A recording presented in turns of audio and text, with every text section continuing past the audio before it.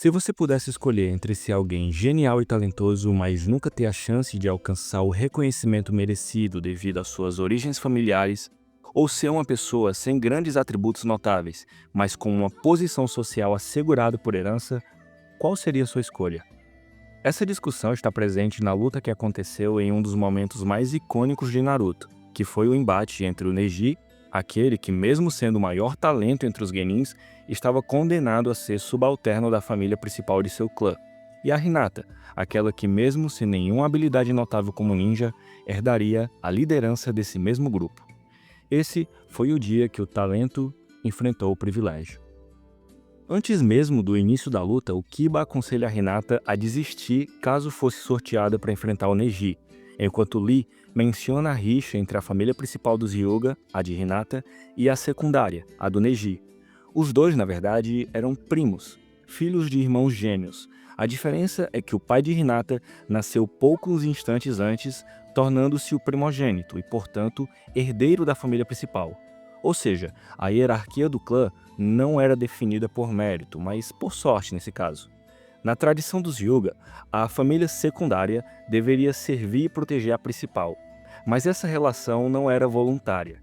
Eles eram marcados com um selo amaldiçoado que os controlava através da dor, garantindo que nunca se rebelassem contra a família superior. Em outras palavras, esse combate representava uma rara oportunidade de um membro da família subalterna dos Hyuga, como o Neji, poder lutar com alguém da família principal. Por isso, o conselho do Kiba para Hinata de desistir. Aquela luta era muito mais do que um simples exame para promoção a Chunin. Era uma disputa carregada de ressentimento histórico. Na perspectiva do Neji, as pessoas já nasciam com um destino determinado.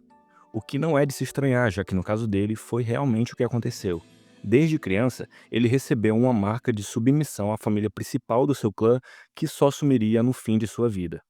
Ainda quando criança, ele teve de aceitar ser taxado como alguém inferior, não importando nada a respeito de quem ele era. E todo o sistema dos Hyuga era muito severo com qualquer tentativa de contestamento. Por isso ele se irritava tanto quando via alguém que ele considerava inferior tentando se esforçar para se provar como alguém forte, como o Naruto, o Lee e a Hinata. Afinal, ele nunca teve esse privilégio de poder contestar aquilo que disseram que ele era.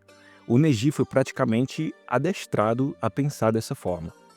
E aí entra a Hinata, talvez a maior representação de tudo que incomodava ele. Afinal, ela era muito menos habilidosa como ninja se comparado ao Neji. Era praticamente possível ela ganhar a luta, não importando o quanto se esforçasse. O Neji via isso como um destino, que ela fosse ser sempre mais fraca que ele. Mas mesmo assim, ela decidiu tentar. Inclusive, ela fala que o motivo de ter se inscrito para o exame Chunin é porque ela queria ver se era capaz de mudar como pessoa. Algo que, como eu disse, o Neji nunca pôde fazer. E ao mesmo tempo, Hinata herdou dentro do clã deles uma posição de superioridade que o Neji jamais conseguiria chegar, também não importando seu esforço. O que também é, aos seus olhos, algo já marcado pelo destino.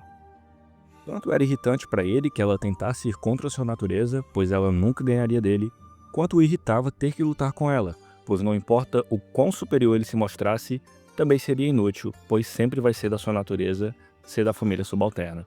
Por isso, logo de cara ele pede para ela desistir da luta. Hinata era uma Hyuga. Ela também cresceu com sua função predeterminada e provavelmente deve ter passado uma boa parte de sua vida com um pensamento parecido com o de Neji, mas influenciada pelos seus sentimentos que tinha por Naruto e pelo discurso meritocrático dele, ela queria se provar que seu destino não era tão determinado assim, o que deixou Neji maluco de vez. A marca na sua testa o torturava sempre que algum pensamento subversivo desse tipo surgisse na mente de alguém da família secundária. Acreditar em um discurso meritocrático como o do Naruto era um privilégio que só alguém da família principal poderia ter. Nesses dois personagens vemos batalhas semelhantes, mas a partir de perspectivas opostas dentro do mesmo contexto.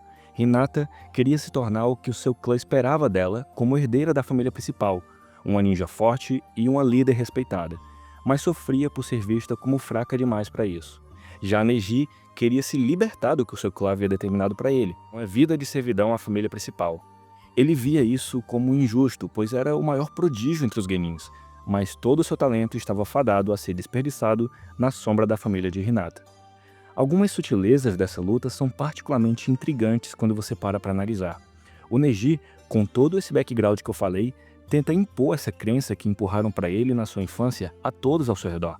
Meio que naquela ideia de que o oprimido passa a ser o opressor. Afinal de contas, é como se reafirmar esse ponto de vista que ele cresceu acreditando fosse um mecanismo de defesa. Afinal, era mais fácil citar que o mundo todo era determinista e que vencedores e perdedores já nasciam com seus destinos traçados do que ver que as pessoas podiam se superar e mudar o seu caminho.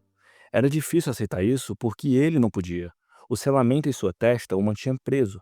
Sua crença determinista era uma tentativa desesperada de sentir menos a dor de ter sido estigmatizado dentro do seu próprio clã.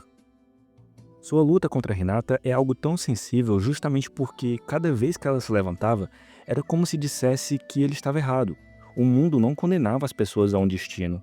E se isso fosse verdade, Neji teria de encarar o fato de que ele e sua família eram as únicas vítimas dessa injustiça.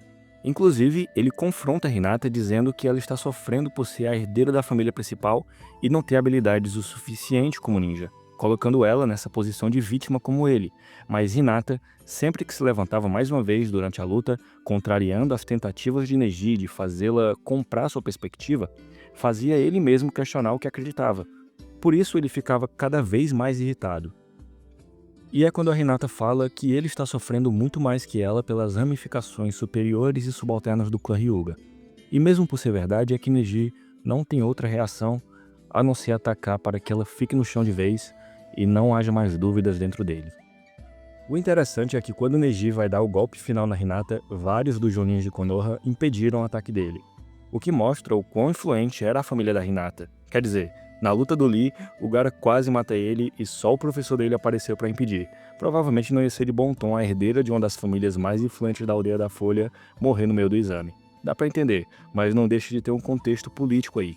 E mais do que isso, a imagem dos ninjas de Konoha segurando ele, impedindo que ele alcançasse a herdeira da família principal dos Hyuga, também carrega uma simbologia muito forte. Porque mostra, de um lado, o Neji em uma posição ativa, se esforçando para provar o seu ponto. Isso é, de que a divisão de famílias entre superior e subalterna não tinha nada de meritocrática, pois ele era muito mais forte e competente como ninja do que a filha da família principal. Mas que existia toda uma estrutura daquele contexto que o segurava, aqui representado pelos ninjas desse sistema de Konoha, e o mantinha incapaz de chegar na posição em que Hinata estava sem nenhum mérito. E do outro lado, temos a Hinata, numa postura passiva, demonstrando como mesmo sem nenhum esforço, existe toda essa estrutura que trabalha a favor dela, mesmo que ela tenha menos habilidades que o seu primo da família secundária. Claro que o choque que o Neji teve em sua forma de pensar foi definitivo em sua luta contra o Naruto. Afinal, ele perdeu para alguém que ele considerava um fracassado, contrariando sua crença determinista de vencedores e perdedores. Tudo bem que a gente sabe que o Naruto, em questão de poder, era o mais privilegiado do anime, o que faz parecer inclusive que a obra defende que o ponto do Neji estava correto, já que o Naruto era destinado desde sempre a ser o que ele se tornou, como mostra no Shippuden, o que quebrou aquela ideia dele conquistar as coisas pelo esforço. Mas enfim, o assunto aqui não é esse.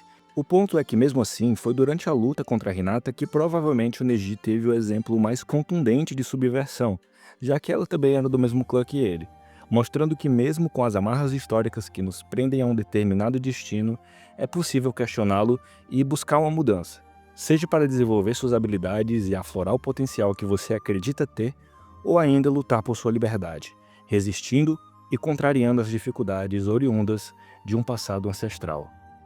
No fim, a luta entre Neji e Hinata não foi só um confronto físico, mas um embate entre duas visões de mundo. A crença de que estamos presos a um destino predeterminado e a esperança de que podemos moldar nosso próprio caminho. E talvez essa seja a grande questão. Será que estamos fadados a seguir o roteiro que a sociedade nos impõe? Ou será que nós podemos, com persistência, desafiar essas estruturas? Bom, eu não vou responder, eu queria saber de você. Você se enxerga mais como um Neji, sentindo-se preso a circunstâncias que não escolheu, e que não importa o quão bom você seja, vai sempre sentir que algo está te puxando para trás? Ou como a Hinata, sufocada pelas expectativas dos outros, se pressionando a ser melhor para ser digna do privilégio que tem e insistindo em tentar mudar, mesmo que a priori pareça impossível? Eu particularmente acho que a maioria das pessoas se enxerga em uma dessas situações em algum grau. Deixa sua opinião aí nos comentários que eu quero saber o que você pensa sobre isso. Também não se esqueça de se inscrever no canal, caso não tenha feito ainda, deixa a curtida aí para apoiar, ativa o sininho para receber as notificações de vídeo novo e até a próxima. Valeu, tchau!